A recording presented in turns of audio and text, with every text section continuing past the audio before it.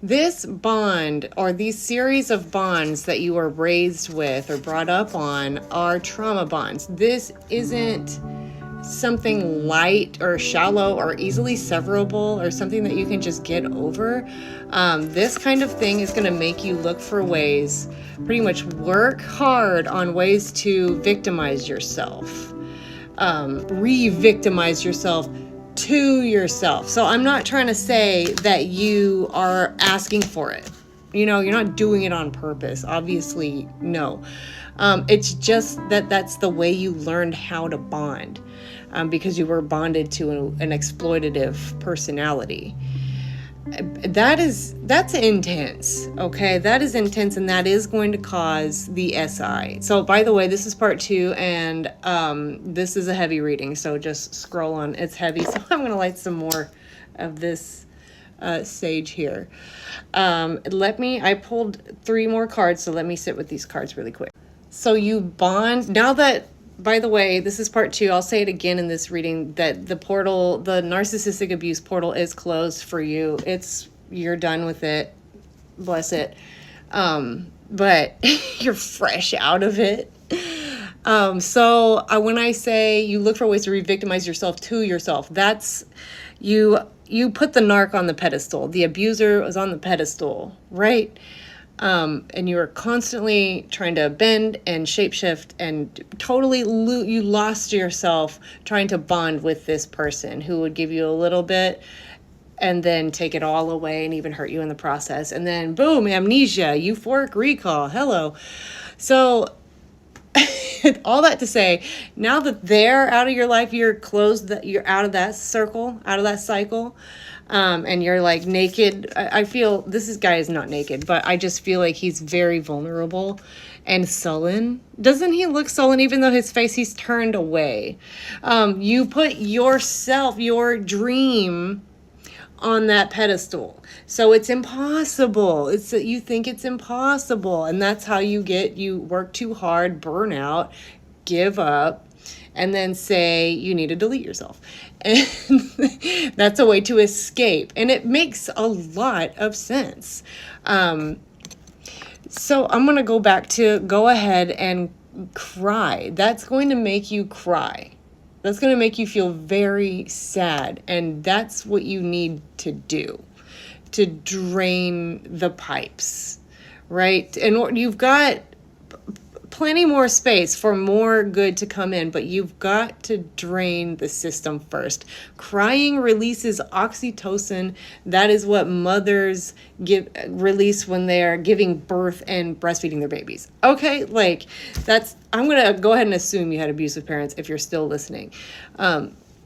Yeah, so that you need to bond with yourself in that way. And that is no easy feat, because guess what? These guys who have amazing parents, emotionally attuned parents, absolutely do have it easier on that front. And that's not to say that they don't have their own shit to deal with, but honey, emotional attunement out the gate is a fucking gift, because you don't have an example of how to do it to yourself. You have this burning open, wide open heart and crazy empathic capabilities to make sure that you and everyone around you is safe. But to turn it in on yourself, it's a curse. It's a psychic curse, this kind of shit. Makes you, like I said, makes you the common enemy between you and your abuser. Mother. Be your own mother and your own father now.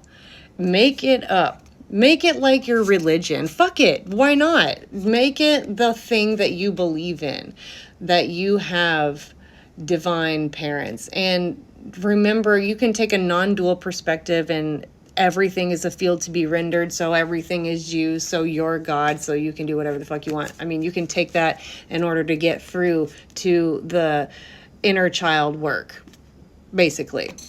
You might have some defenses set up against that. I'm going to assume you do, since you're listening here. But I'm going to go back to crying again. Yes, you need to let it be sad, because a part of you is actually dying, and that's pretty fucking sad. Even if it's the part of you that beats you up, it's still sad. It still wants to exist. It always brings relief, and just expect that you are going to wobble a little bit or a lot from from now until you start to stabilize, and you will stabilize, as long as you keep letting yourself clear out those pipes, and then it will bring a sense of levity. That is the self-soothing that you need to be doing right now, because right now the bar is in hell for you for soothing measures. That's why I said earlier too in part 1, you need to give yourself time to be lazy and truly rest. Like, for someone like you, I'm sensing a lot of people in this collective have been totally exiled by their family, totally ostracized. Like, it's like you were like the only one that could see this dark, nasty, abusive, disgusting undercurrent that was kind of gluing everybody together. Like, the secrets were holding the whole family structure together. And once you started talking, you got silenced really quickly. And then you grew up and decided, I'm just going to be myself about this shit. And they kicked you out of the family, pretty much, which is what, I mean, ostracism, sometimes I feel like ostracism is, it's up there with betrayal. It's torture. It's absolute torture. Just let me be the one to interrupt the cycle of self-effacement and, cycle of violence against yourself. To say that there are people like you out there. We're here right now. Like, I'm in the phone, and this is how a lot of us are going to communicate for a long time from here on out. And I'm not saying you don't need friends in 3D. You will find them, but this dynamic is, it's so sensually appropriate for those of us who have, straight up like PTSD type of shit, from their own caregivers. Like, so you're not going to want to go out. You have a very sensitive nervous system if you are able to say no to the people who hurt you. If you are able to step out and speak the truth to so many people who rejected you.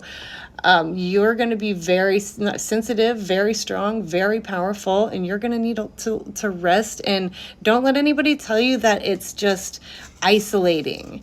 It's solitude. This is you when you're in your flow, your solitude, and you've had, enough external connection and inspiration and material.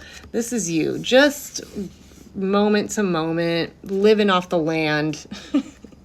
Lovely, lovely person. They might just be on the same wavelength. Your soul tribe, your neuro tribe, maybe they're on the same wavelength as you. Maybe they're having SI, and they're feeling like they'll never win. They're not enough. No one feels love for them. Everyone's faking it. It's an impossible game. They're set up to fail. Blah, blah, blah, blah, blah, blah, blah, blah, and just know that they're on all the way that side of the cycle, and when you're all the way over there, like when you're down here, you can't see what's on the other side, which is on the other side is your bliss, right? And your dreams. So we're moving. We're not totally, like I said, if you're still with me now, I'm clocking it. I know that you feel like you want to leave the planet, but I know that you don't, because you're still here. This is you and your soul tribe right here. This is one of my favorite cards. Emotional fulfillment. And look, there's only 2. You don't need a fucking cult, You don't need to collect people. And listen to me, like, your pain is fucking sacred, okay? So you're not weak, you're not behind, you're an agent of change. Yeah, like, this shit that you've been through makes you psychic, you know what I mean? And so many people around us are like, psychic is bullshit. It's not, it's very not bullshit. But you're like a really fucking powerful mitochondria for the earth body. You're an extremely powerful transmuter of darkness. You understand? It's one thing to stop and punish the abuser, but it's a whole nother issue. It's a whole nother thing. It's a whole nother force to transmute the pain of the fucking ancestors. You know what I mean? Like, you are not you're not the last domino to fall. You are, I gotta go into a part 3.